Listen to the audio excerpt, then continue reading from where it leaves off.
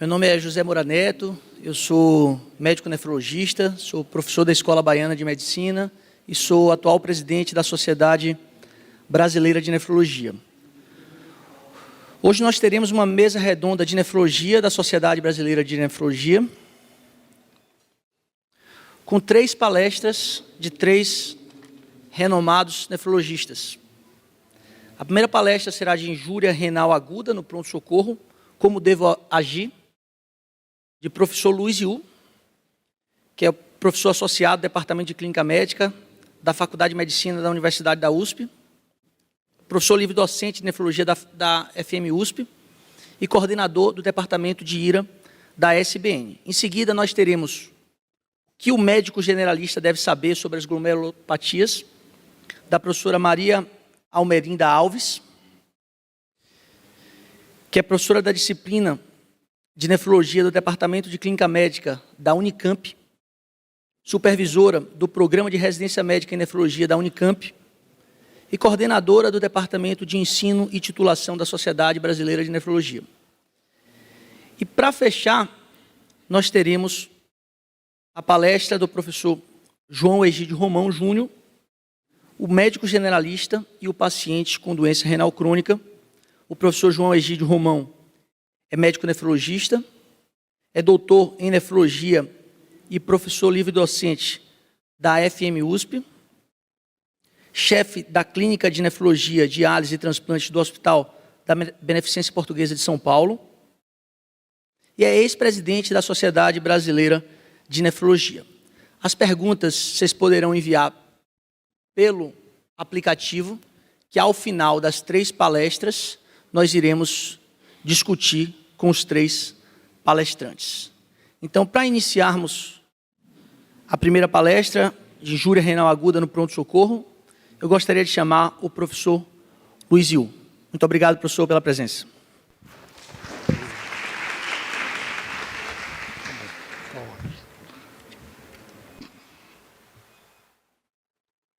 Bom dia a todos. Eu queria começar agradecendo a organização do Congresso, ao nosso presidente da SBN pelo convite e dizer da minha satisfação de ver num sábado de manhã tantos clínicos não nefrologistas interessados em nefrologia. Isso realmente é bem uma sensação muito agradável ver tanta gente nessa manhã interessada em temas de nefrologia.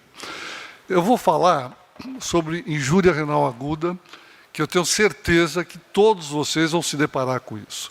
Se tem um tema na nefrologia que faz parte da atividade clínica de qualquer especialista ou de generalista, será injúria renal aguda.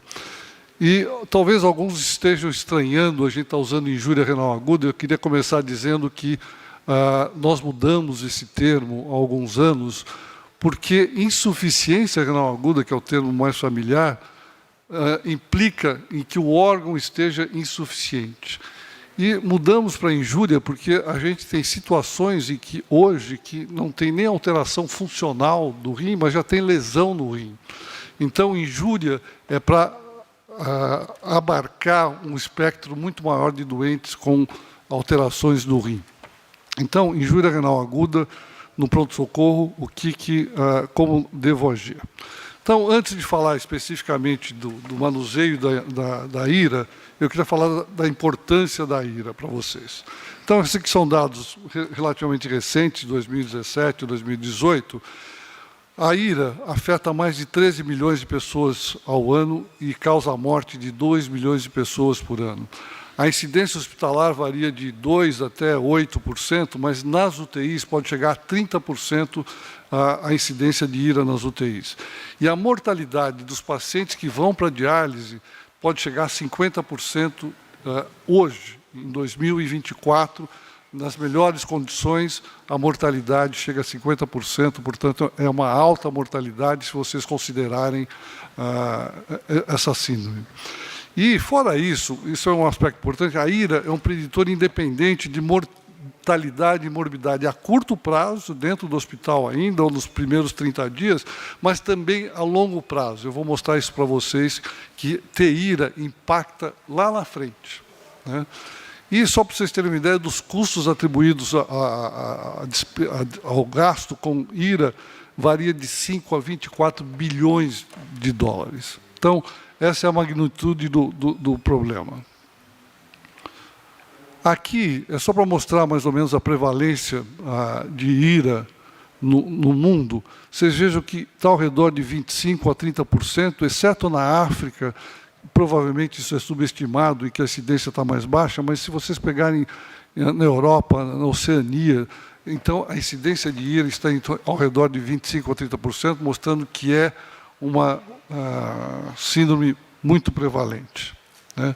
Isso aqui é um levantamento que nós fizemos na América Latina já há alguns anos, em que 19 unidades em toda a América Latina responderam. Tivemos nessa enquete 2.500 pacientes. O que é interessante, a maior parte desses pacientes estavam nas terapias intensivas, e um outro dado que ele mostra é que, vejam, a incidência é cada vez em mais pacientes idosos do que nos jovens. E a mortalidade nessa casuística foi de 32%. Isso aqui são dados oficiais americanos, dados de hospitalização. Se vocês colocarem injúria renal aguda, vocês vão ver que desde 2000, no início dos anos 2000, a incidência vem crescendo e ela continua crescendo. Portanto, é uma síndrome que não só é altamente prevalente, como ela vem crescendo nos últimos anos e a tendência é aumentar cada vez mais. Isso aqui é uma revisão sistemática que o nosso colega lá no HC, Emanuel Burdman, fez, em que eles levantaram 92 estudos e foram comparar a IRA em países desenvolvidos e pacientes em desenvolvimento como o Brasil, né? Então, esse foi o número de pacientes coletados, mas o interessante é que a incidência de IRA foi similar nos países envolvidos e nos países subdesenvolvidos ou em desenvolvimento. Uma diferença que foi encontrada é a necessidade ou a implementação de diálise nesses pacientes com IRA. Foi muito mais frequente dialisar os doentes dos países em desenvolvimento do que nos países desenvolvidos. Quais são as causas, né, comparando países envolvidos e países subdesenvolvidos, né? As principais causas de IRA nos países envolvidos é sepse, falência de múltiplos órgãos. A maior parte desses doentes estão nas terapias intensivas e há uma tendência de acometer mais pacientes idosos. E nos países em desenvolvimento? Se a gente pegar as áreas urbanas nos países em desenvolvimento, ela é similar. As causas são semelhantes. É UTI, idoso, sepse, falência de múltiplos órgãos. Entretanto, em países subdesenvolvidos e em desenvolvimento, nós temos outras causas, né? Então, nós temos ainda as doenças infecciosas, né, que acometem o rim, envenenamentos por animais peçonhentos, ervas e algumas drogas populares são causas importantes de IRA, no Brasil, inclusive, né? Isso aqui é uma casuística, um levantamento de 2 anos no pronto-socorro do Hospital das Clínicas, que nós fizemos, acabou de ser submetido, está submetido nessa revista. E nesses 2 anos, no pronto-socorro do HC, que é um pronto-socorro de referência, não é porta aberta, que os doentes são encaminhados, foram coletados 700 pacientes nesse período. Então, aqui, só para resumir, pacientes que desenvolveram IRA, e foi mais de 50% desses pacientes tinham IRA na entrada no pronto-socorro. O que é interessante, os pacientes que tiveram IRA, eles têm uma idade maior, como vocês estão vendo, são mais idosos, né? Eles apresentavam na entrada no pronto-socorro mais hipotensão arterial, mais desidratação e mais edema. Então, os que desenvolveram IRA. E esses pacientes que tiveram IRA no pronto-socorro, eles necessitaram muito mais de drogas vasopressoras ou de ventilação mecânica.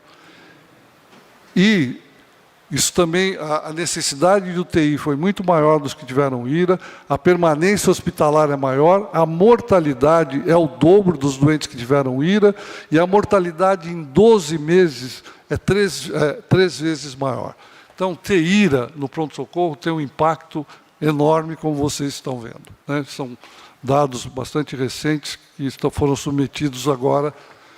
E na análise multivariada desses doentes, o que é interessante? O que são os fatores que estão envolvidos para o desenvolvimento de ira e para a mortalidade.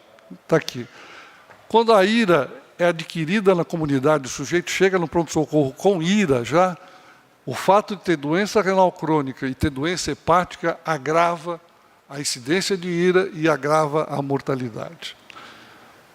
Quando a ira no pronto-socorro é adquirida dentro do hospital, o sujeito chega bem e faz uma ira dentro do hospital, de novo, doença renal crônica é um fator agravante, assim como hipotensão arterial também é um fator agravante. Para a mortalidade dentro do hospital, o uso de drogas vasopressoras e o uso de ventilação mecânica, desidratação e admissão na UTI são fatores que aumentam muito, como vocês estão vendo, a razão de chance desses doentes desenvolverem ira e morrerem, né? E a mortalidade depois de 1 ano desses doentes.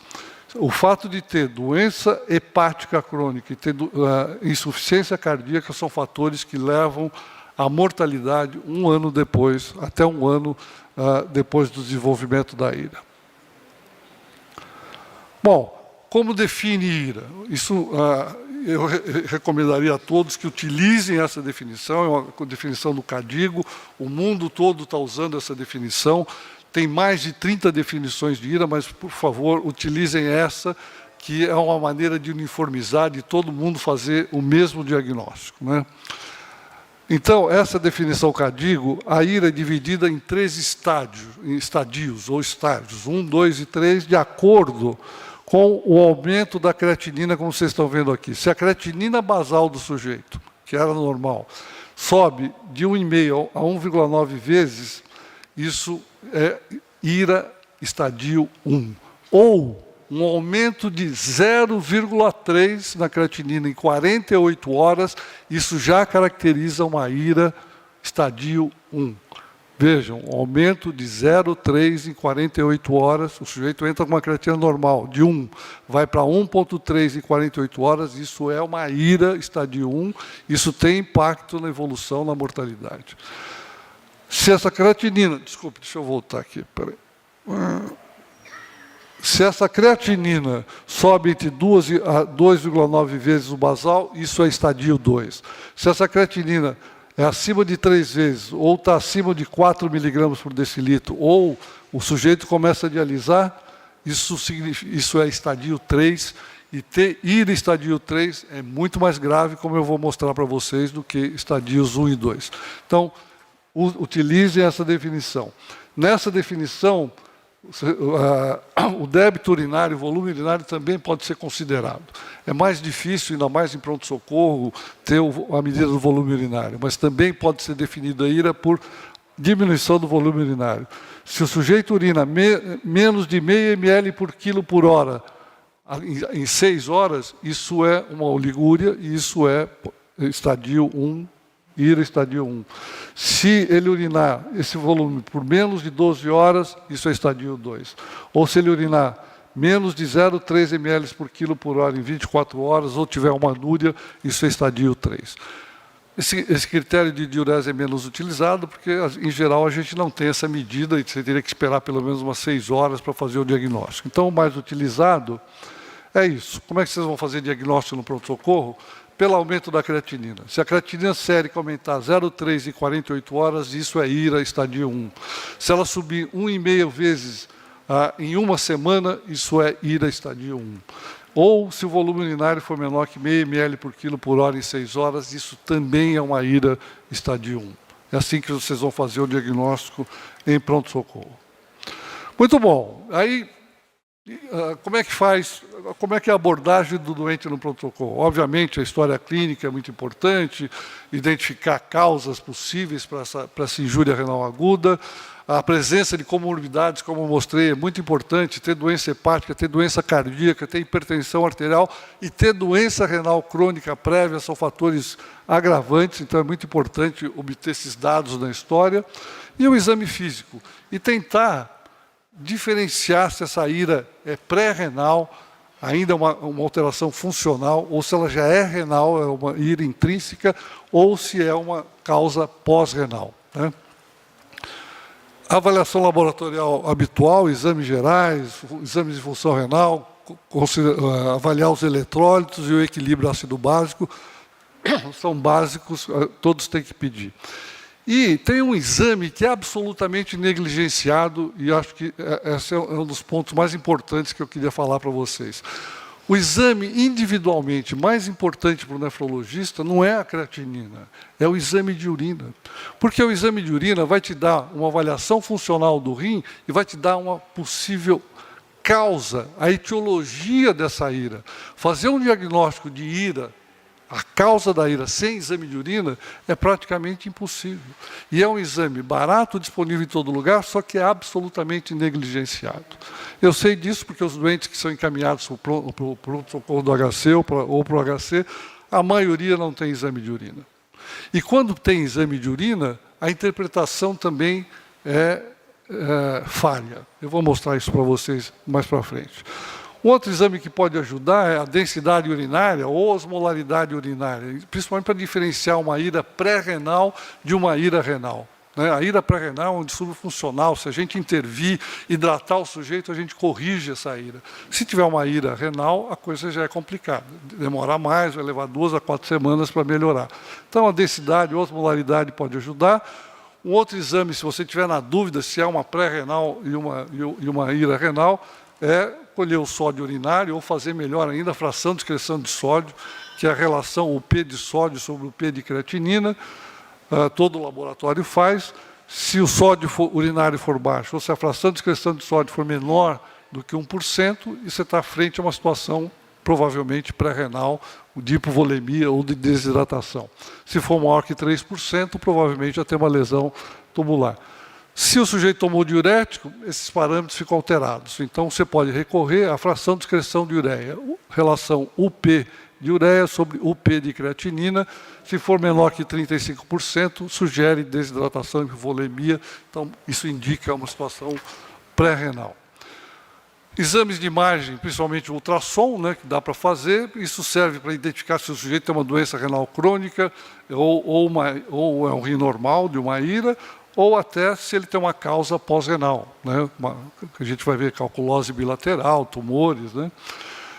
E um teste que pode ser feito no pronto-socorro, uma vez estabelecido o diagnóstico de ira, o sujeito tem uma ira, subiu a creatinina, estadio 1 ou estadio 2, um teste que pode ser muito fácil, que é o teste da furosemida. Se vocês injetarem 1 miligrama por quilo para o sujeito que não tomou diurético, ou aquele que já tomou diurético, vocês injetam 1,5 miligrama por quilo em bolos, e vocês vão observar a resposta diurética nas próximas 2 horas. Se o sujeito, após essa injeção de furosemida, urinar menos de 200 ml por hora, é sinal que ele vai progredir. Essa ira que era estadio 1 e 2, ele vai progredir para ir estadio 3, complicando a evolução. Ele vai permanecer mais tempo, ele pode necessitar de diálise e a chance dele morrer é muito maior. Então, é um teste simples que pode ser utilizado. Biópsia renal a gente faz? Raramente a gente faz em ira, exceto se eu tiver uma ira e eu não tenho a menor ideia da causa, uma causa absolutamente desconhecida, vocês poderiam recorrer à biópsia, ou se essa ira vem associada a uma doença sistêmica, um lúpus, ou alguma outra doença, vasculite, a gente poderia biopsiar. Ou se a evolução for prolongada. Em geral, uma ira intrínseca leva 2 a 4 semanas para evoluir. Se ela demorar mais do que isso, vocês poderiam biopsiar, porque pode ser que não seja uma necrose tubular aguda. Ou se essa ira não recuperar. Então, biópsia a gente faria só nessas circunstâncias.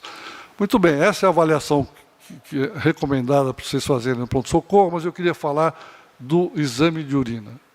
Então, esse é o exame de urina.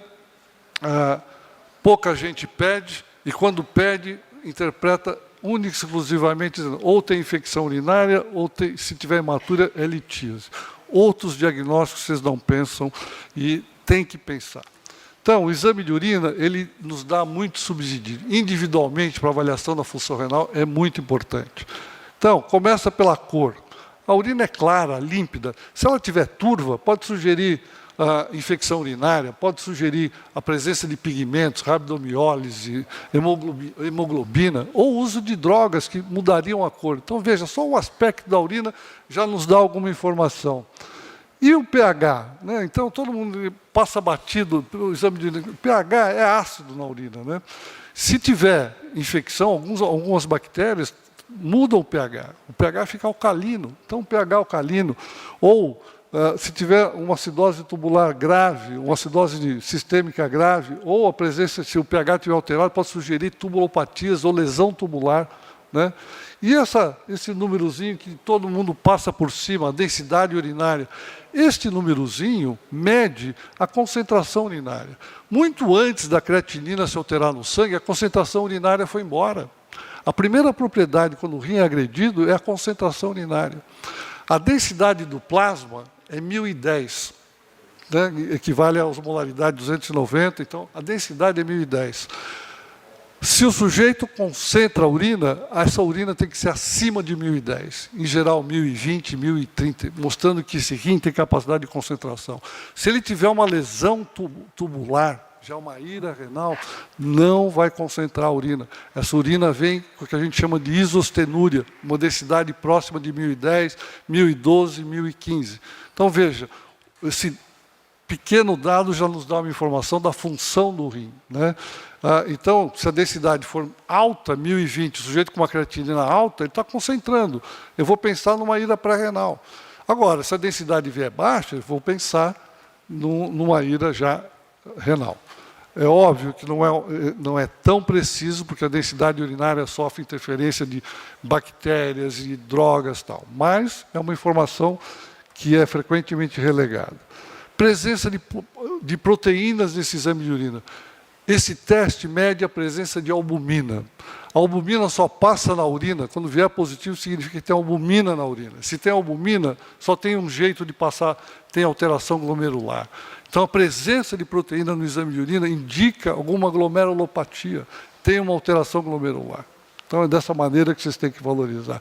A presença de glicose é um diabético descompensado, ou tem uma tubulopatia, né? Ou hoje com o uso de forxiga, quem toma forxiga tem glicosúria, que esse é o mecanismo. Né? Então, esse dado mostra isso. Presença de corpos cetônicos é uma cetoacidose, é um diabetes descompensado. Né?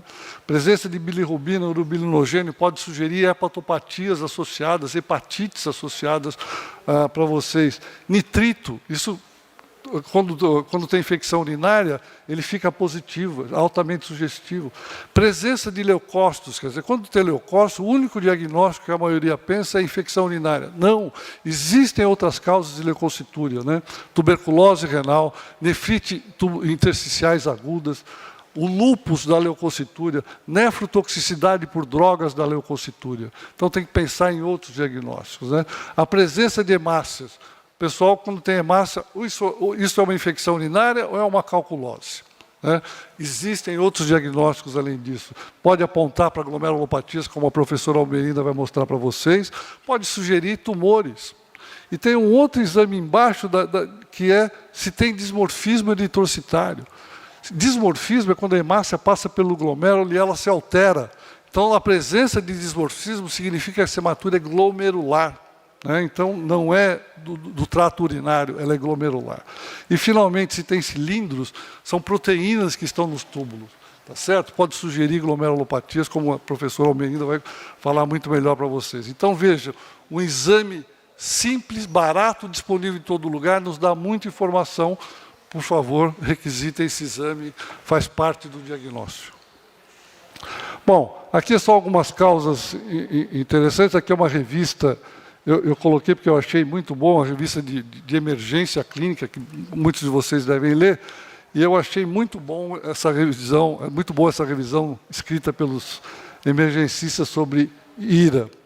Então, veja, só para lembrar as principais causas de ira pré-renal, ocorre quando você tem depressão de volume, como uso excessivo de diuréticos, diarreia, perdas sanguíneas, diurese osmótica ou excesso de diuréticos, queimaduras, vômitos, ou quando você tem uma diminuição da pressão de perfusão no rim, alguns medicamentos, como os anti-inflamatórios, os bloqueadores dos receptores de angiotensina, inibidores da calcineurina, causam vasoconstrição e podem levar aumento da creatinina, síndrome cardiorrenal, síndrome hepatorrenal, hipertensão intraabdominal, quando a pressão intraabdominal sobe, se diminui a perfusão no rim, e na sepsis, a vasodilatação que a sepse causa pode levar a hipoperfusão no rim, né?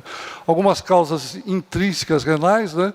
A principal é a isquemia e por hipotensão, desidratação, mas existem as nefrotoxinas endógenas, né? Hemólise, rabdomiólise, né, que pode causar, excesso de ácido úrico, também síndrome de lise tumoral, nefrotoxinas exógenas como contrastes e agentes quimioterápicos podem causar lesão renal, vários medicamentos podem causar nefrite tubulointestinal, como os aminoglicosídeos, cefalosporinas, né, infecções podem causar, o lúpus pode causar uma ira renal, doenças glomerulares, vocês vão ver melhor com a professora, e algumas causas vasculares, como hipertensão maligna, trombose renal, pode causar uma ira renal. E aqui, então, só para lembrar, para fazer o diagnóstico de pré-renal, de renal, vocês podem utilizar a fração de excreção de sódio, que é a relação UP de sódio sobre o P de creatinina. Se ela for baixinha, sugere pré-renal. A fração de excreção de ureia pode ser utilizada também, se for menor que 35%, sugere pré-renal, né? E isso aqui é menos utilizado, que a relação ureia-creatinina, se o sujeito estiver desidratado, em geral, essa relação é alta entre ureia e creatinina, mas isso é menos utilizado. Lembrar as principais causas de ira pós-renal, a hiperplasia prostática nos idosos é uma causa importante, litíase bilateral, bexiga neurogênica e tumores do sistema geniturinário. Lembrar das alterações eletrolíticas, aqui é um caso de hipercalemia com onda T pontiaguda e infradesnivelamento de ST, né? Algumas causas de acidose metabólica são importantes, o consumo excessivo de metanol, de álcool, paracetamol, alguns remédios, acidose lática, etileno glicol, salicilatos podem causar acidose metabólica com ânion gap aumentado. Aqui dados importantes em caso no manuseio hemodinâmico desses pacientes. Em caso de hipovolemia, a gente prefere soluções cristalóides, cuidado com soluções balanceadas, depende dos eletrólitos, da situação dos eletrólitos. A meta de reanimação, principalmente pacientes com sepsis, é manter a PAM acima de 65 milímetros. Se necessário, usar vasopressores, a gente prefere usar noradrenalina, mas pode ser associada à vasopressina para manter isso. Monitorar a pressão intraabdominal, nos casos de aumento da pressão intraabdominal, isso pode causar uma ira. E tomar cuidado com a hidratação desnecessária, diluição de soros, de medicamentos, né? Frequentemente a gente acaba induzindo um excesso de volume por causa dessa hidratação desnecessária, e é muito importante, doentes com ira, controlar a diurese, principalmente o fluxo de diurese, né? Então, assim, a grosso modo, como é que a gente faz a manutenção ali dos doentes com ira, dos seus 3 estágios, né? Então, a gente vê, primeira coisa, tomar cuidado com os agentes nefrotóxicos, assegurar o estado volêmico, como eu mostrei anteriormente para vocês, monitorar a creatinina e a diurese, evitar a hiperglicemia, não usar radiocontrastes, né, usar métodos não invasivos como ultrassom, ajustar as drogas e, se nada disso funcionar, considerar a diálise nesses pacientes, principalmente ira estadio 3. Né? Aqui estão as principais indicações de diálise: oligúria, anúria, hipercalemia, acidose grave, ureias muito elevadas, ou se tiver encefalopatia, como pericardites, né? Disnatremias graves, são outras causas de indicação de diálise. Assim, as mais importantes indicações de diálise de urgência que vocês têm que ter em mente: a hipercalemia refratária ao tratamento clínico é uma indicação de urgência, sobrecarga de volume associada a disfunções orgânicas, acidose metabólica severa refratária ao tratamento clínico, edema agudo de pulmão ou ICC severa é uma causa importante, e complicações urêmicas como pericardite, encefalopatia e sangramento são causas, são indicações de diálise de urgência. Tá? Ou se tiver alguma droga que seja dialisável, né, também é uma indicação que pode ser feita. Aqui são os métodos todos que a gente dispõe para diálise. No pronto-socorro a gente vai fazer uso ou da diálise peritoneal ou da hemodiálise. Os métodos contínuos são reservados para terapias intensivas, né? Quando é que a gente escolhe os métodos? Isso se interessa mais para o nefrologista, mas a gente tenta adequar o método à situação clínica do paciente. Lembrando que esses métodos não são exclusivos. Se eu começar com a hemodiálise, eu posso partir para um método contínuo ou para um método híbrido, né?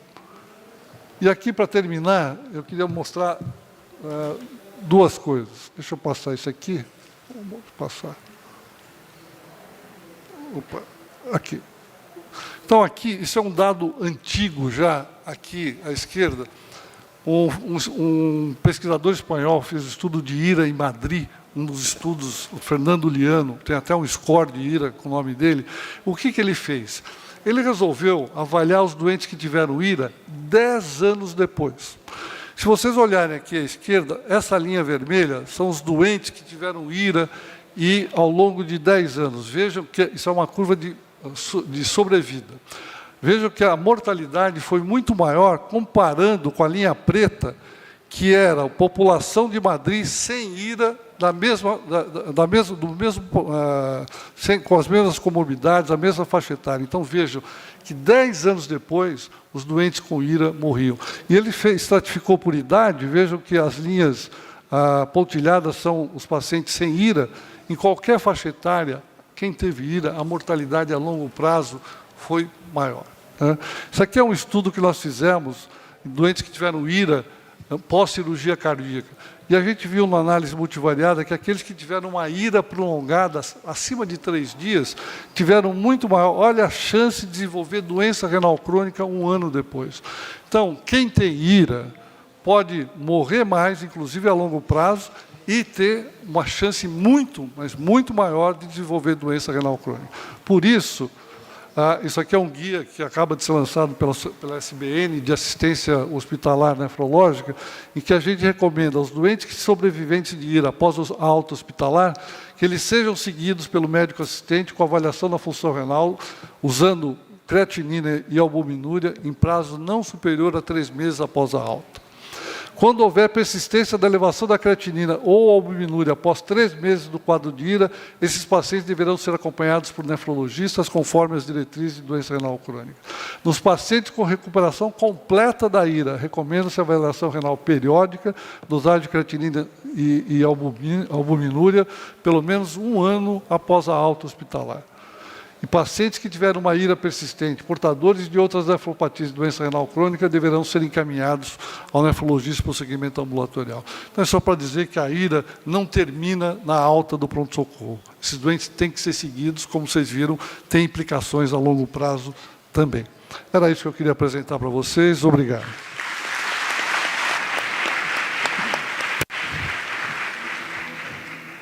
Obrigado, doutor Luiz, pela excelente palestra.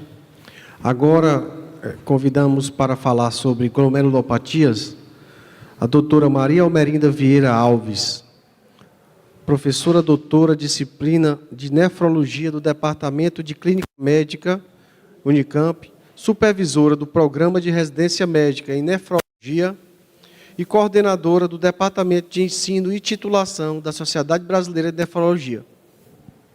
Bem-vinda, doutora. Muito obrigada. Um prazer, obrigada pelo convite à SBN.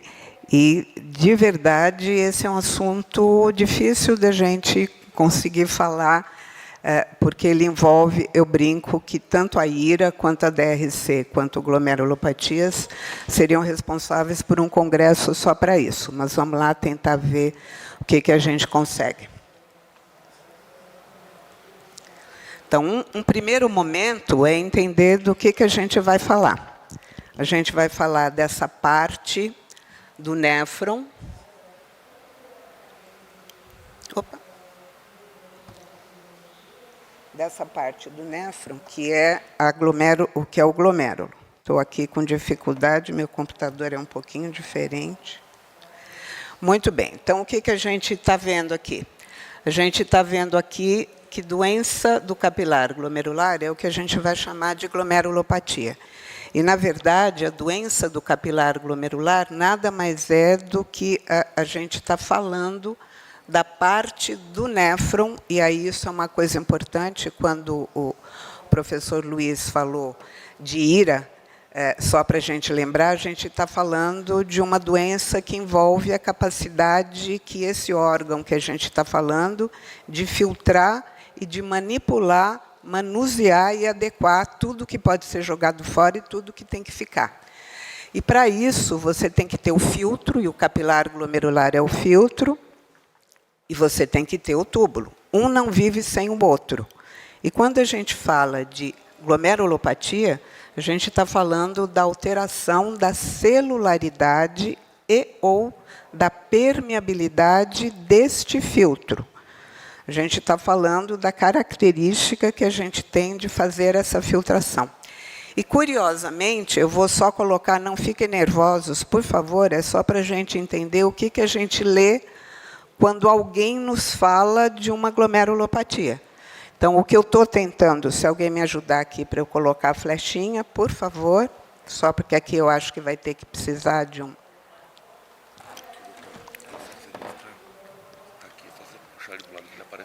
Ah, ok, perfeito. Então, vamos lá. Do que a gente está falando aqui? A gente está falando... Oh, não consigo. Você vê que a minha burrice tecnológica é... Só para apontar, para passar pelo mouse. Tá. Então, vamos lá. O que eu estou falando aqui? De um capilar glomerular. Este capilar glomerular, se eu cortar, ele vai ficar dividido dessa forma.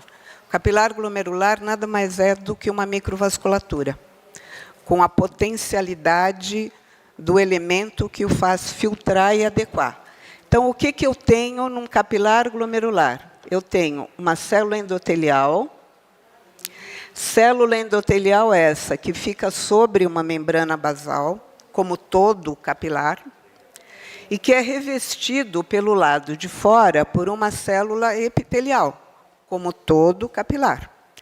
De tal forma que, para essa estrutura que a gente está falando de glomérulo, eu tenho 3 tipos celulares: endotélio ou célula endocapilar, epitélio ou célula extracapilar, e segurando esse enovelamento que esse glomérulo tem para poder ter uma área de superfície grande. Essa área de superfície, no 1 milhão de capilares de néfrons que cada rim tem, ocupa mais ou menos 6 metros quadrados, para vocês terem uma ideia. Mas por que eu estou falando isso? No meio eu tenho uma célula de proteção, que se chama célula mesangial. Não só de proteção física, como de proteção imunológica e de proteção do que vai ser filtrado. Por que eu estou colocando isso? Para vocês ficarem na lógica de quando alguém te diz que o paciente tem uma glomerulonefrite proliferativa endocapilar, ele está me dizendo que a celularidade inflamatória que está envolvida é da célula endotelial. Quando alguém me diz que eu tenho uma proliferativa mesangial, o que ele está me dizendo é que eu tenho um aumento de celularidade no capilar glomerular dessa célula mesangial. E quando alguém me diz que eu tenho uma proliferação extracapilar, eu estou dizendo que a celularidade anexa à célula podocitária, que é a célula epitelial do capilar, está aumentada. E, muitas vezes, o patologista nos escreve isso como presença de crescente. Então, na brincadeira, eu só estou querendo mais ou menos isso. E estou falando de celularidade e estou falando de não celularidade. Uma membrana basal que é não celular. E eu posso ter todas essas alterações associadas ou não, de acordo com os mecanismos de lesão que eu esteja vendo. Uma lesão endotelial direta, lesão essa que pode ser inflamatória ou hemodinâmica, uma deposição de imunocomplexo. O que é imunocomplexo?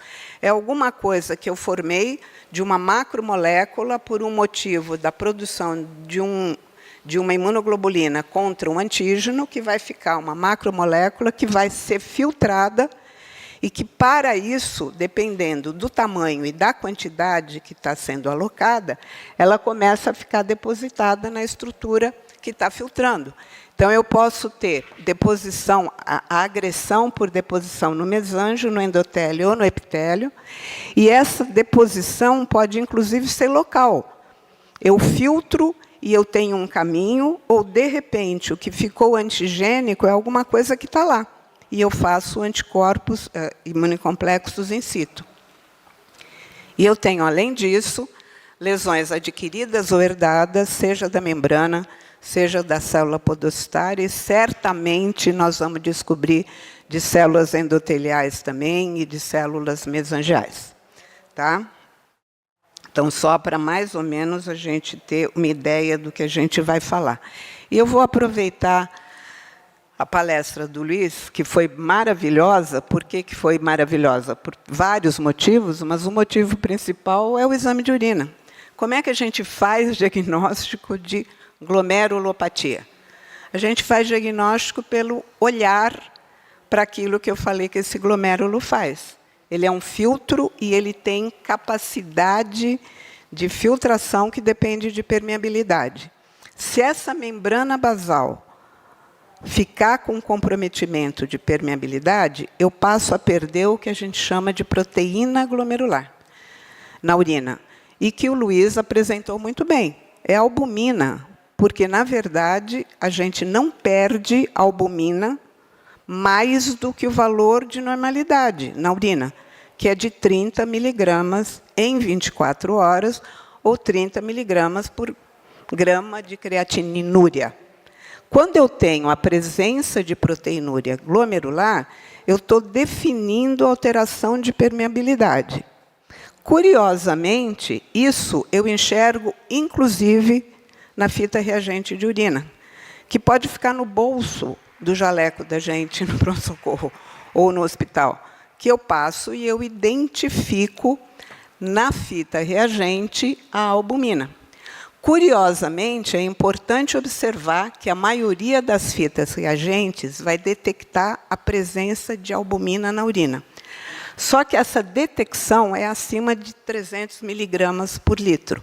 Quem está habituado sabe que abaixo de 300 miligramas por litro é uma coisa importante que eu estou detectando o que eu chamo de microalbuminúria, entre 30 e 300. Curiosamente, vamos ter na cabeça que microalbuminúria ela é mais do que alguma coisa de permeabilidade exclusiva alterada do capilar glomerular.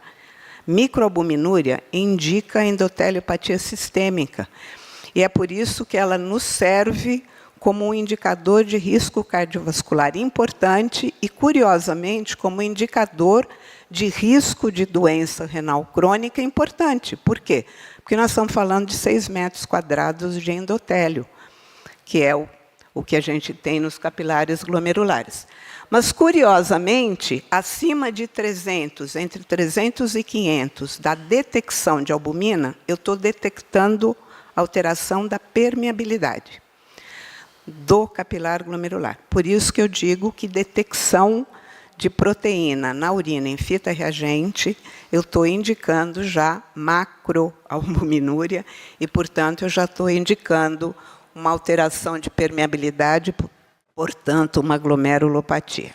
Outra coisa importante é o quanto que a gente tem disso, proteinúria glomerular acima, detectável por fita reagente, acima de 500 miligramas por dia.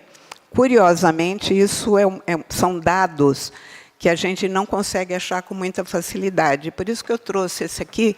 Esse aqui é um estudo que não era nem para isso. Era um estudo para avaliar fator de risco evolutivo de proteinúria detectável, além de alteração de creatinina.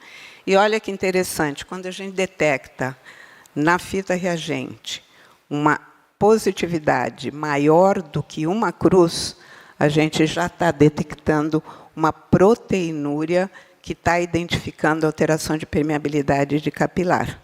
E, curiosamente, 1,2% dessa população, só para a gente ter uma ideia do que a gente está falando. Outra coisa, também que o Luiz comentou, hematúria glomerular. Como é que eu detecto hematúria? Fita reagente, primeiro. Então, vamos lembrar que quando eu coloco a minha fita reagente na urina e eu não vejo sangue na urina, eu não tenho hematúria. Quando eu coloco a fita reagente na urina e eu detecto hemopigmento, eu vejo lá sangue positivo, eu posso estar detectando mioglobinúria ou hemoglobinúria além de hematúria. O que quer dizer que, detectada presença de sangue na urina pela fita reagente, eu não tenho escapatória, eu tenho que avaliar do ponto de vista morfológico, na microscopia, a hemácia. E quando eu avalio a hemácia, eu vejo aquilo que a gente chama há décadas de dismorfismo eritrocitário, que são alterações que a hemácia vai sofrer num processo inflamatório do capilar glomerular, obrigando essa hemácia a passar por uma membrana basal do capilar, que ela não cabe, porque não está furada a membrana, tá certo? Ela não cabe, e ela tem que se ajeitar para poder passar para a urina e aparecer na urina para a gente. Então, isso é chamado de dismorfismo eritrocitário, e uma coisa importante, detectou na fita reagente, por gentileza, peçam para fazer avaliação microscópica da hematúria. Importante, pode haver, eu estou perguntando aqui, provavelmente porque vocês sabem a resposta, a pergunta é, pode haver lesão glomerular e a minha hematúria ser não glomerular? Pode. Quando? Quando eu tiver ruptura da membrana basal. Em que situação que eu tenho ruptura da membrana basal? Glomerulopatias que têm necrose do capilar glomerular. Por quê? Nessa necrose eu faço um buraco e a hemácia sai sem que a gente perceba. Então, cuidado também, porque às vezes a gente fica achando que a hematúria é não glomerular e a brincadeira é que ela é glomerular de verdade. Isso aqui também eu acho importante, e isso está na linha também do que o Luiz comentou, porque a gente vai ter muitas doenças renais aparecendo com hematúria, mas vamos lá. Fita reagente positiva para sangue, exame microscópico. Se o exame microscópico não revelou hematúria, obrigatoriamente a gente pesquisa hemoglobinúria ou mioglobinúria, na linha de que algumas dessas situações, em particular a mioglobina, pode me dar injúria renal aguda, que eu vou passar a fita reagente, vejo sangue e acho que é hematúria. Se no exame microscópico eu detectei hematúria e ela é glomerular, eu vou fazer o seguinte, eu vou saber se aquela hematúria é isolada ou se ela tem componentes associados que complicam a vida do generalista. O que complica a vida do generalista? É uma hematúria microscópica glomerular com proteinúria e ou perda de função renal. Então, na verdade, o que eu estou dizendo, assim, detectamos em qualquer lugar a presença de hematúria, vamos avaliar e, automaticamente, a gente tem que ter avaliação de proteinúria e avaliação de função de filtração. Se isso está ok e a hematúria é microscópica, eu posso ficar fazendo acompanhamento regular. Caso contrário, eu vou pedir ajuda do nefrologista. Só para variar um pouquinho, na linha de doença renal também, a hematúria não glomerular, eu vou para avaliação dos exames de imagem para avaliar a possibilidade de lesões renais que não dependam do capilar. Glomerulopatia, como é que aparece? Já falamos. Proteinúria glomerular, hematúria glomerular, ambas separadas ou juntas. Vai depender do tipo histológico e do tipo de agressão. A proteinúria, com calma, ela pode ser nefrótica, quantitativamente, acima de 3,5 gramas em 24 horas, ou 3,5 gramas por grama de creatininúria, e ela pode ser quantitativamente não nefrótica. Então, o que eu estou dizendo aqui, inacreditavelmente, é que eu posso ter uma proteinúria glomerular quantitativamente nefrótica e não ter a síndrome. E vocês vão entender por que isso é importante. Então, identifiquei proteinúria no exame de urina, vou quantificar. porque isso tem importância em termos de morbimortalidade. Eu posso ter hematúria glomerular macro ou microscópica. A maioria das vezes ela é microscópica. Então, o grande contingente de hematúrias glomerulares é microscópico. Então, eu vou achar no exame de urina. E essa hematúria glomerular, ela pode vir com leucocitúria. Ah, mas não é infecção? Não. Ela pode vir com leucocitúria como um processo inflamatório endotelial que vai precisar de ajuda de polimorfo nuclear que está passando lá.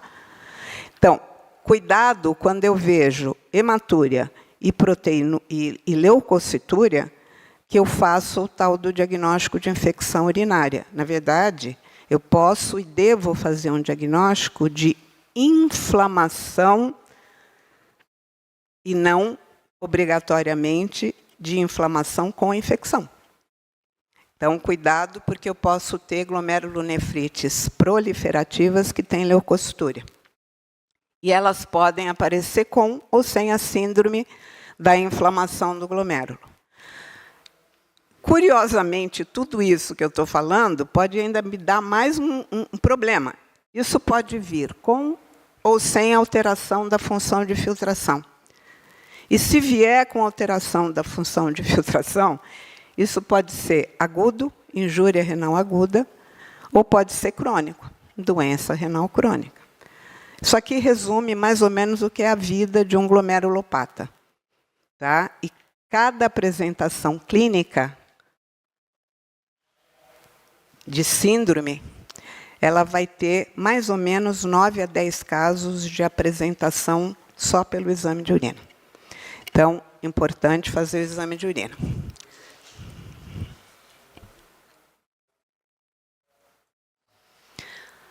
Muito bem. Qual é a importância da doença renal glomerular? Infelizmente, isso eu brinco também, a gente precisa disso. Isso aqui é uma chance de morrer, na verdade, a mortalidade americana do CDC dos anos de 20 e 21, e que foi identificada, ela é identificada pelo CID. A doença renal é a 9ª causa de mortalidade nos Estados Unidos, e eu trouxe esse período exatamente onde tinha uma mortalidade grande de Covid, inclusive.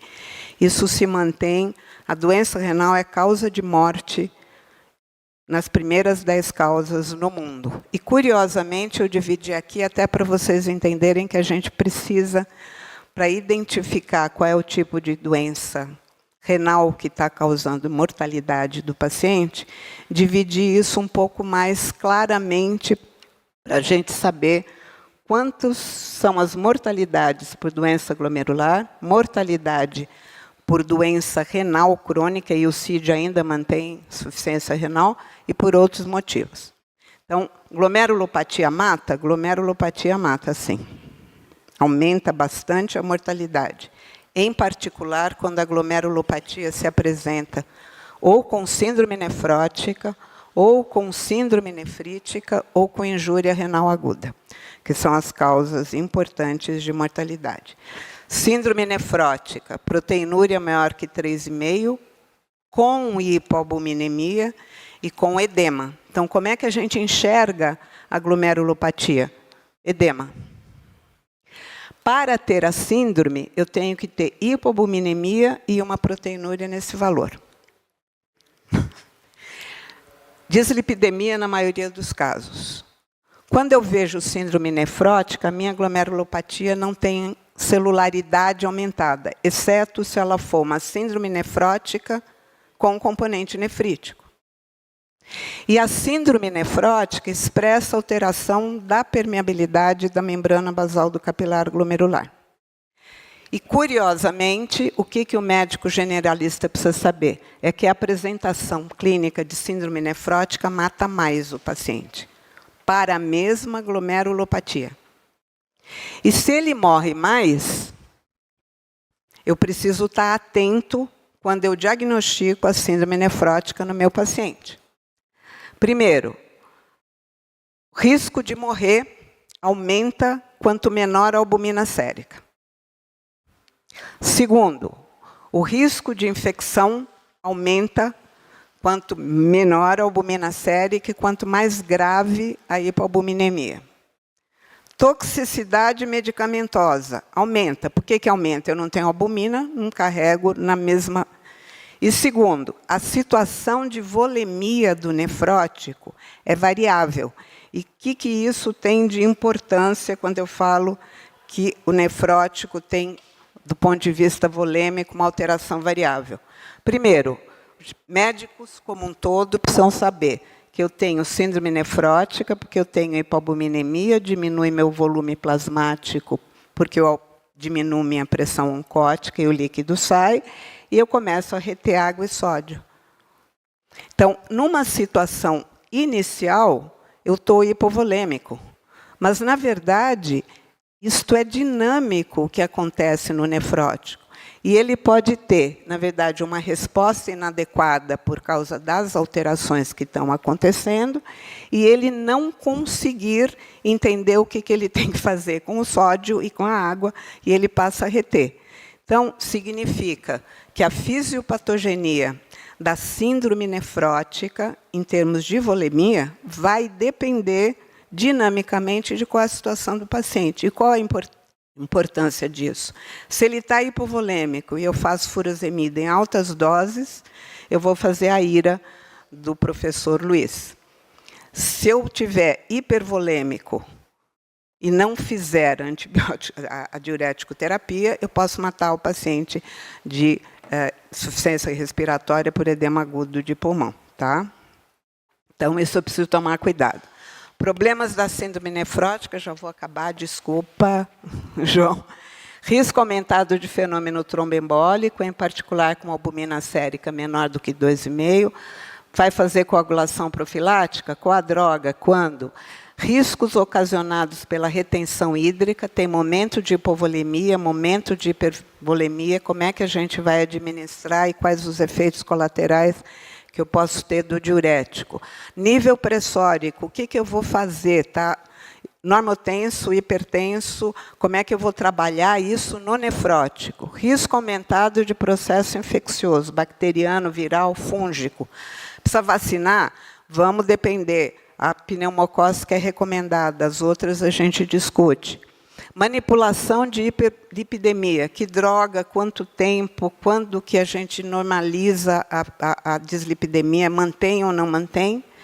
E quanto maior a proteinúria, maior a chance de eu evoluir para a doença renal crônica. Nefrítico, edema também, só que hipertensão, porque é hipervolêmico, e a hematúria me mostrando que o que está acontecendo é de um processo inflamatório. As doenças que se apresentam dessa forma, em geral, são proliferativas por alteração inflamatória do capilar glomerular, e, para azar da gente, pode vir com proteinúria, às vezes de nível nefrótico também, e podem vir com leucostúria e a gente demorar para fazer esse diagnóstico. Problema da glomerulopatia, e quando que eu tenho que estar atento? Quando eu tenho uma perda rápida de função renal. O que eu chamo de perda rápida? Perda em dias a semanas. Isso eu vou chamar de injúria renal aguda no indivíduo que tem uma glomerulopatia. E vamos prestar atenção, porque essa glomerulopatia pode ser só uma síndrome nefrótica, hipovolêmica, que me deu hipoperfusão, ou uma IRA que eu usei por nefrite tubulointersticial por uso de droga, ou, eventualmente, uma IRA de outra etiologia que não é pela glomerulopatia. Quando eu tenho o meu sedimento urinário proliferativo, que eu identifiquei a síndrome nefrítica, ou que eu identifiquei a doença glomerular proliferativa, e eu tenho injúria renal aguda, eu chamo isso de glomerulonefrite rapidamente progressiva. E isso é uma urgência diagnóstica. IRA em glomerulopatia é uma urgência diagnóstica. E, normalmente, isto eu indico o diagnóstico morfológico. Com que objetivo? O objetivo de avaliar se a celularidade que eu estou vendo lá é grave o suficiente para me produzir uma resposta de perda de filtração.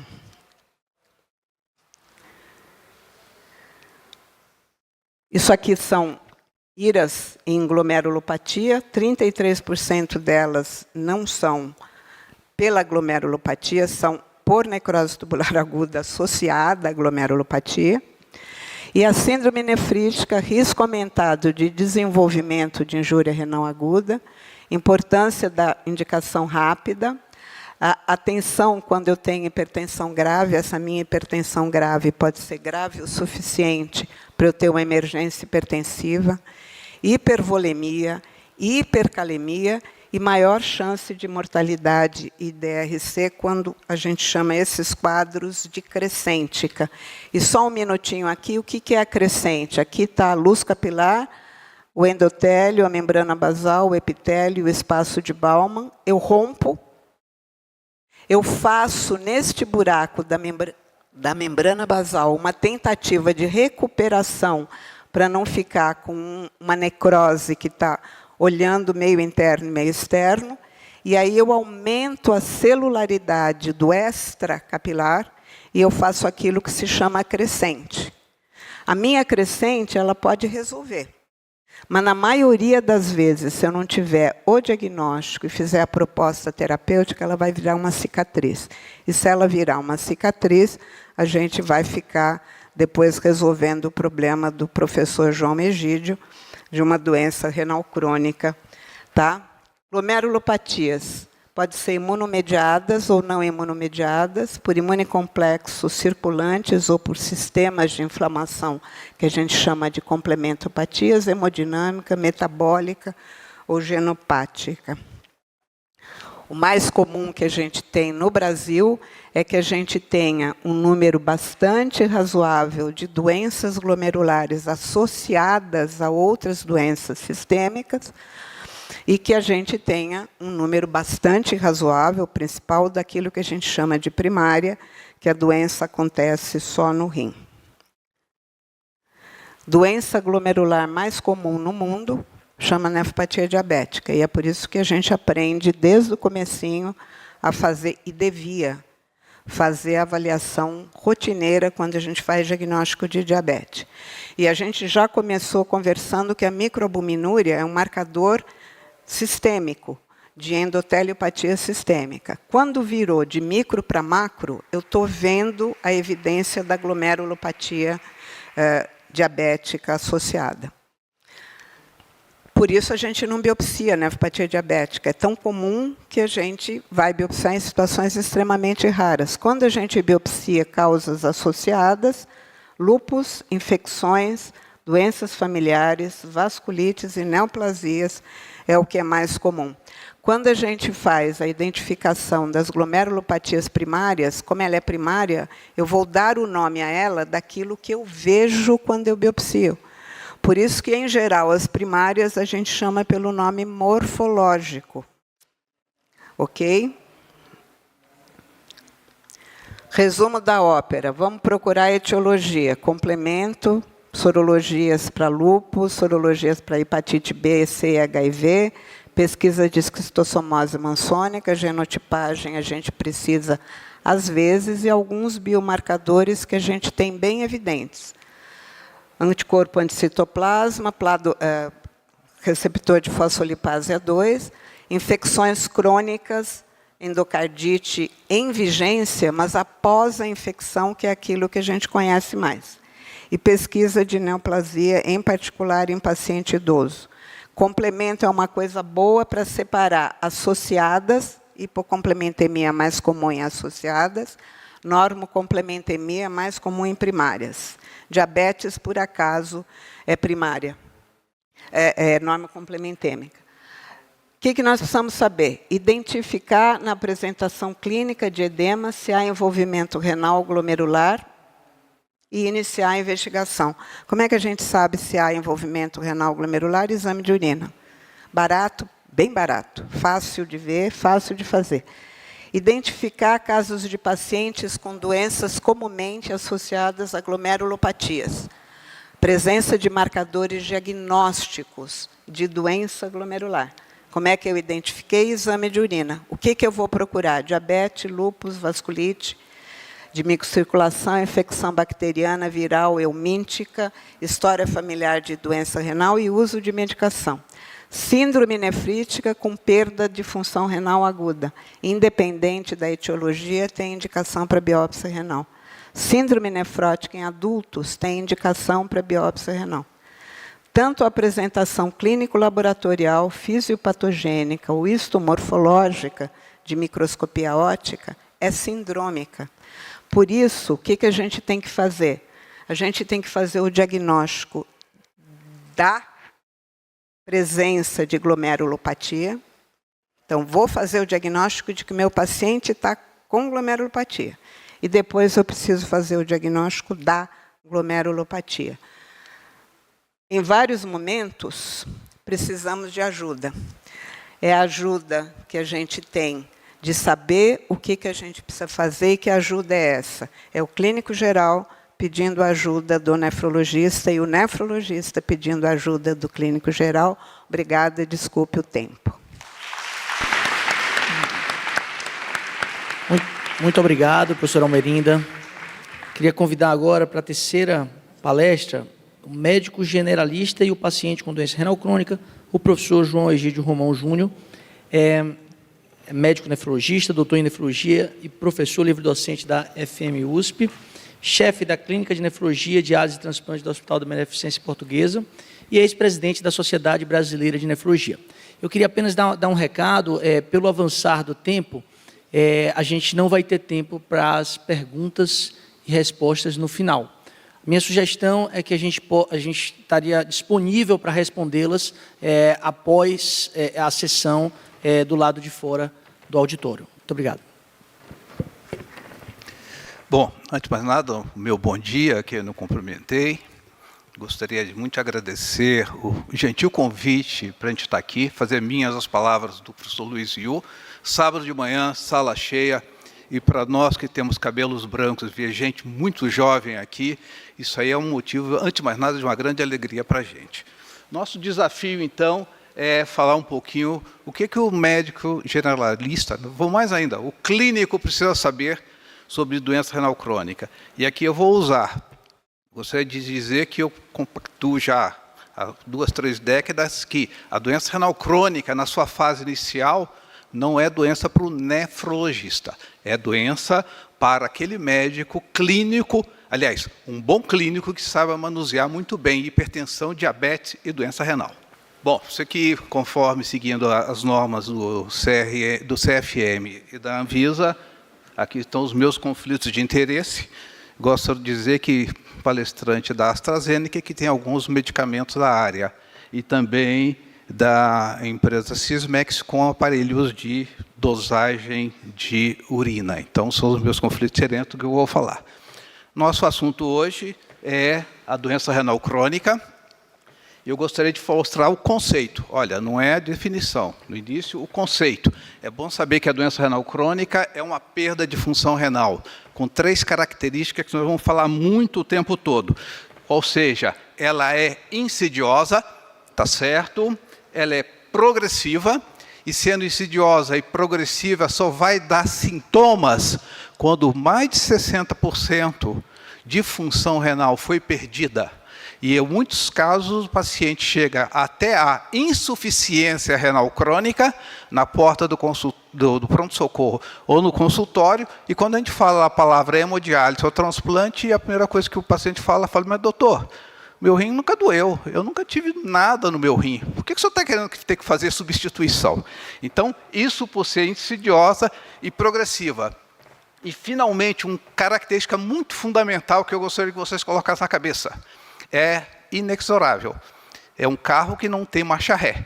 Então, o diagnóstico precoce faz toda a diferença. E essa é toda a diferença que nós não temos no Brasil. Então, vamos fazer o tamanho da encrenca. Hoje em dia, doença renal crônica é doença sistêmica em todo o mundo, inclusive no nosso país, e pela Sociedade Internacional de Nefrologia e da Sociedade Brasileira de Nefrologia, estimamos que 8% da população brasileira tem doença renal crônica. São 17 milhões de pacientes. Pessoas que, da grande maioria, não sabem que tem doença renal crônica. E eu ouso ainda falar, os médicos dessas pessoas não se lembram da doença renal crônica. Então, não só a pessoa não sabe, como o seu querido doutor também não sabe. Causas da doença renal crônica. Basicamente, diabetes e hipertensão arterial. 2/3 dos pacientes com doença renal crônica têm diabetes e ou hipertensão arterial. Então, olha bem, é uma doença muito frequente e eu sei onde procurar. Então, fazer detecção precoce, fazer rastreamento para a doença renal crônica é muito fácil e custo-benefício muito positivo. Principalmente que os 2 exames que a gente faz para fazer o diagnóstico são disponíveis em todo o Brasil e custa 2 tostões a baciada. É barato para chuchu. Nós vamos chegar nisso aí. Tamanho da encrenca do que eu chamo, não de doença renal crônica, da insuficiência renal crônica no Brasil. Falamos de 17 milhões de brasileiros. Hoje nós temos 160 mil pacientes em hemodiálise. Hoje, 90 mil transplantados. Este aqui constitui o maior programa de diálise e transplante público do mundo. Custa uma bagatela de 5 bilhões de reais por ano. E mais importante de tudo que eu gosto de citar, a qualidade de vida do transplantado ou do paciente de diálise não tem nada a ver com a nossa. É muito pior. Quando eu falo, então, de doença renal crônica, todo mundo pensa em insuficiência renal crônica. Não, eu gostaria que vocês esquecessem um pouquinho isso aqui. Pensassem muito na fase precoce da doença renal crônica. Atenção, aquela população de risco, nós já sabemos, hipertensos diabéticos, tá certo? Na fase inicial, onde eu posso intervir e, consequência, mudar a evolução da doença. Muito bem, já sei que é frequente e já sei onde procurar. Como é que é isso no dia a dia? Eu gosto de trazer 2 slides aqui só para motivar e, às vezes, instigar todo mundo. A doença renal crônica é subdiagnosticada. Lá na UBS da esquina, tá certo? Na equipe de programa de saúde, não. Eu peguei aqui de um ambulatório de uma universidade americana, 9.500 prontuários da clínica médica. O que a turma viu? Viu basicamente o seguinte: os pacientes que tinham dislipidemia, eu tenho que colar aqui porque está muito pequenininha para a gente ler, tinham dislipidemia, hipercolesterolemia, todos os pacientes que passavam por essa clínica, 70% deles sabiam que tinham colesterol elevado. Importante, 70% também dos médicos anotaram no prontuário que o paciente tinha colesterol elevado. E mais importante ainda, os pacientes tomaram remédio. Quando se vai ver diabetes, a coisa até melhorou. 80% dos pacientes diabéticos, desses 9.500 no ambulatório de clínica médica, o paciente sabia que o paciente tinha diabetes, o médico sabia que o paciente tinha diabetes e tratava. Quando se pega paciente com doença renal crônica, menos de 10% dos pacientes sabiam que tinha doença renal crônica. Corolário disso, menos que 10% dos médicos sabiam que o paciente tinha doença renal crônica. Nem preciso dizer que nenhum desses pacientes estavam sob tratamento para doença renal crônica. Então, é uma doença frequente, eu sei onde procurar e subdiagnosticar. E aí eu pego essa mesma casuística, também uma publicação, e vamos ver quando é que o médico fez o diagnóstico. Aí a gente fica mais triste ainda. Na fase inicial da doença renal crônica, 97% dos pacientes do médico não sabia que o paciente tinha doença renal crônica. Se a gente for ver a fase 3, corresponde aí entre 30 e 60 ml por minuto, 30 e 60% de função renal, tá certo? 82% dos pacientes não sabiam que tinha doença renal crônica e os seus médicos também. Mesmo aquela galera que estava com o pezinho lá de diálise, né, já com percentual de função renal menor que 30%, metade dos médicos não tinha tentado por isso. E muito menos o paciente sabia. Então eu sei que é uma doença frequente, sei quando procurar, subdiagnosticada, e quando diagnostico, é mandar para o nefrologista para fazer diálise, já que o nefrologista não tem muito o que fazer. Perfeito? Então, responsabilidade de diagnóstico precoce é de vocês. Diagnóstico precoce significa que eu tenho possibilidade de intervir, diminuir a progressão, evitar que o paciente chegue à diálise. ao invés de chegar em diálise em 3 anos, ele vai chegar em 10 anos. Um paciente que já tem 75 anos de idade, opa, ele deve morrer de outra coisa, inclusive antes. Daí porque fazer diagnóstico precoce é muito importante. Se vocês forem pegar o livro e for ver uma coisa chamada insuficiência renal crônica é uma doença sistêmica. Dá um monte de sintomas. Entretanto, esses sintomas só vão ocorrer quase sempre, ou quase todos, depois que a creatinina passa de 2, 2,5, e o paciente, nesse momento, tem menos de 30% de função renal. Então, o rim ele vai se adaptando, sintomatologia não aparece, sinais não aparecem. De tal forma que, quando se faz o diagnóstico clínico, eu perdi o bonde da história. Daí porque o diagnóstico precoce da doença renal crônica é laboratorial. E aí eu volto agora não mais com o conceito inicial de doença renal crônica. Eu vou falar agora a definição. E para que a definição?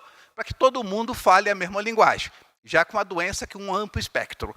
Então, a doença renal crônica ela se caracteriza por uma anomalia de função renal, quer na estrutura, quer na sua função. E duas coisas importantes aí. Tem implicação clínica sempre. Então, eu vou ter que checar, antes de mais nada, a função renal, e a melhor maneira de checar a função renal é a taxa de filtração glomerular. De que maneira? Claro que na minha época tinha o clíris de creatinina guardando urina de 24 horas. Um desastre, porque ninguém guardava direito a urina. Hoje em dia, a gente vai atrás da taxa de filtração glomerular estimada. O melhor marcador da função renal, entretanto, é a creatinina. Todo mundo que tiver a creatinina elevada por mais de 3 meses, quase certeza tem doença renal crônica. O problema é que para subir creatinina eu tenho que perder 60% de função renal. Ela é excelente, mas chega atrasada. Então, taxa de filtração glomerular, nós vamos voltar a como fazer isso, é o marcador da função. Marcador de lesão pode ser, nós já vimos aqui, hematúria, pode fazer um ultrassom alterado, pode ser até proteinúria. Mas conforme a professora Almira já falou, para o exame simples de urina mostrar proteinúria, eu já tenho que perder de 300 a 500 miligramas de proteína por dia. Mais uma vez, a proteinúria é excelente, mas chega atrasada. Por isso, hoje em dia, nós vamos atrás da albuminúria. Nós vamos voltar a esse assunto. E nós vamos falar também que doença renal crônica, já foi também aqui levantado, é um fator de risco de mortalidade precoce cardiovascular.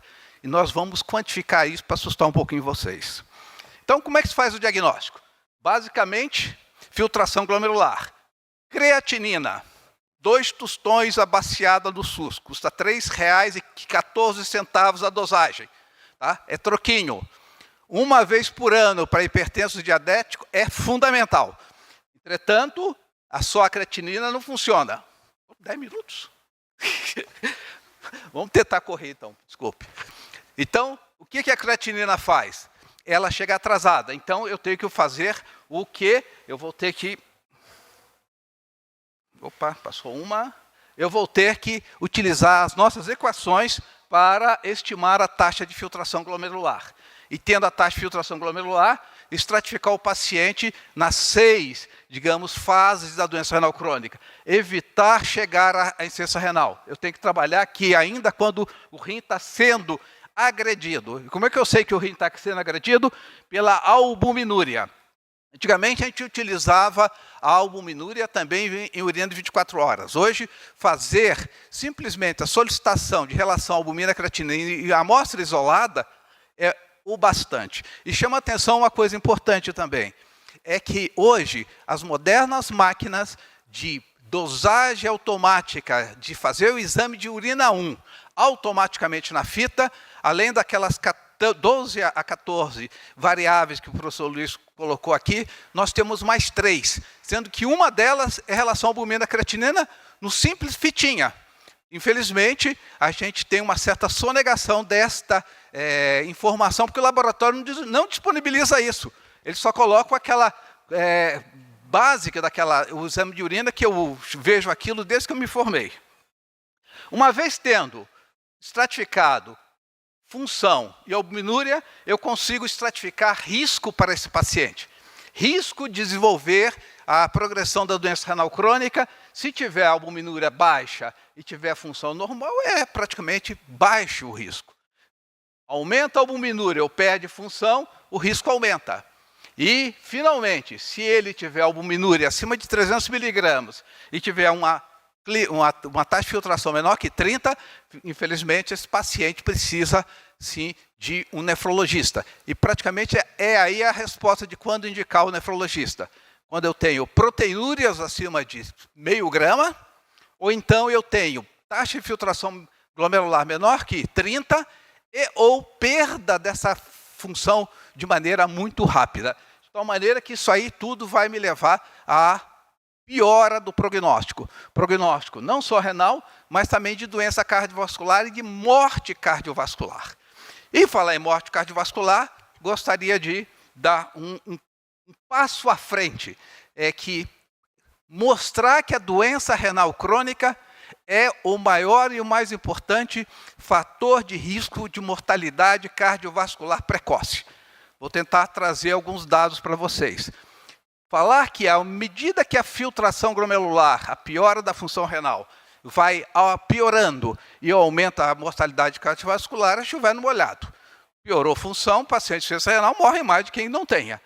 O que eu gosto de chamar a atenção é da albuminúria. Existe alguns, não tem endocrinologista a bordo não, né? Mas eu apanho em casa que minha filha é. Tem alguns endocrinologistas que insistem em dizer que existe albuminúria normal. Que existe microalbuminúria e macroalbuminúria. Eu, como nefrologista, falo o seguinte: albumina na urina constante por mais de 3 meses, tem problema esse paciente. Se a albuminúria é secundária a uma febre, ficção urinária, o cara foi na academia e malhou na véspera, no dia seguinte não tem mais albuminúria. Perder a albumina na urina de maneira constante e marcada é sim fator de diagnóstico da doença renal crônica e de mortalidade cardiovascular precoce. Imagine vocês desta linha aqui, à medida que a albumina vai subindo e a mortalidade cardiovascular. Preste atenção, até 30, alguns ousam dizer que, conforme eu falei, a albuminúria é normal. Não é. A relação é muito constante entre valores e mortalidade. Depois que passa para o que a gente chama de microalbuminúria, de 30 a 300, persiste. Mas atenção, o slope da curva é até melhor.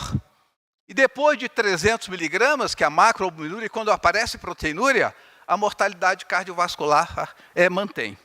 Só para complementar esse assunto. Vão dizer, mas professor, eu já cuido de tanto risco cardiovascular, meus pacientes, eu tenho que ficar prestando em colesterol,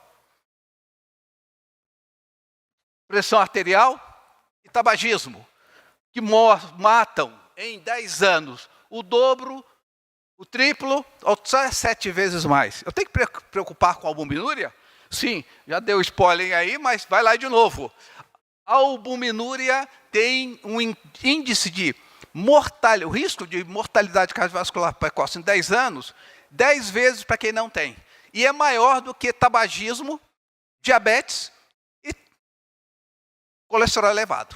Então, preocupar-se sempre com a albuminúria.